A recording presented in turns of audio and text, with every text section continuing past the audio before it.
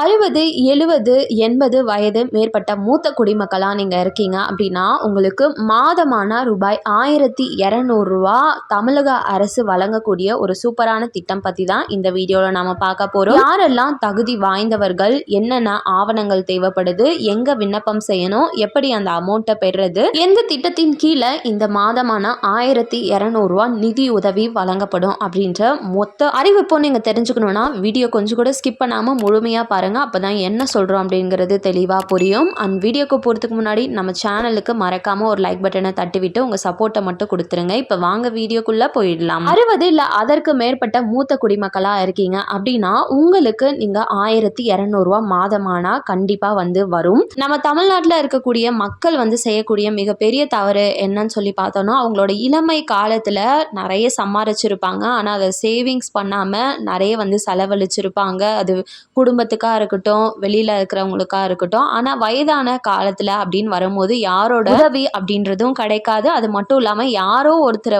நம்ம டிபெண்ட் பண்ணி இருக்கிற மாதிரியான சூழ்நிலைக்கு தள்ளப்பட்டுருவோம். இதற்காக தான் தமிழக அரசு முதியோர் உதவித்தொகை திட்டம் அப்படின்ற ஒரு ஸ்கீமை அமல்படுத்தினாங்க. இந்த ஸ்கீமின் மூலமா தான் இந்த 60 வயது மேற்பட்ட ஆண் பெண்கள் 2 பேருக்குமே 1200 அப்படின்றது மாதமான வழங்கப்படுது. வறுமை கோட்டிற்கு கீழ் உள்ள மக்கள், நடுத்தர மக்கள்னு சொல்லி யாரு வேணாலும் இந்த திட்டத்தின் மூலமா பயன்பெற முடியும். கிட்டத்தட்ட நம்ம பார்த்தோம்னா வருஷத்திற்கு சுமார் 14,400 வரையுமே இந்த திட்டத்தின் மூலமா நம்ம பெற்றிருக்கிற மாதிரி இருக்கும். வருஷம் இதற்கு தேவையான ஆவணங்களா உங்களோட passport size photo, Aadhaar card, உங்ககிட்ட ரேஷன் கார்டு இருக்கு அப்படின்னா அதோட ஸ்மார்ட் ரேஷன் கார்டு, வாக்காளர் அடையாள அட்டை வைத்திருந்தீங்கன்னா அது கொடுக்கலாம். அதுக்கப்புறம் வயது சான்றிதழ்களுக்காக உங்களோட பள்ளியில படிச்ச ஏதாச்சும் டிசி வச்சிருந்தா கொடுக்கலாம், இல்லைன்னா ஆதார் கார்டே கொடுக்கலாம் சொல்லியிருக்காங்க. வங்கி கணக்கு புத்தகத்தின் முதல் பக்கம், அதாவது நீங்க பேங்க் கண்டிப்பா எல்லாருமே இந்த காலத்துல பேங்க் அக்கௌண்ட் வச்சிருப்போம். அந்த அக்கௌண்டோட ஃபர்ஸ்ட் பேஜ் நீங்க ஜெராக்ஸ் எடுத்து வச்சுக்கணும். அதுக்கப்புறம் வறுமை கோட்டிற்கு கீழ் உள்ளவர் அப்படின்றதற்கான ஒரு சான்று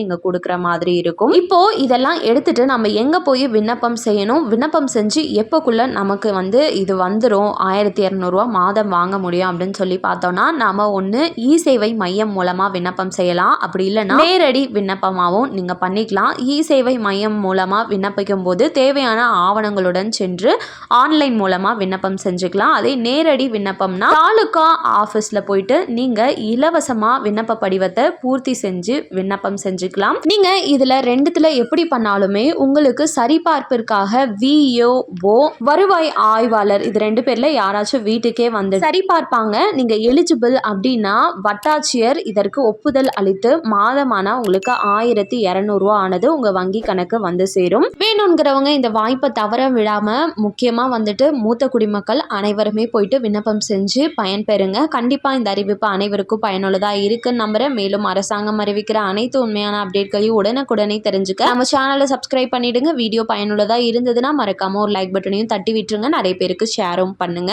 அது மூலமா அவங்களும் பயன்பெறட்டும். நன்றி. மீண்டும் அடுத்த வீடியோல உங்களை சந்திக்கிறேன்.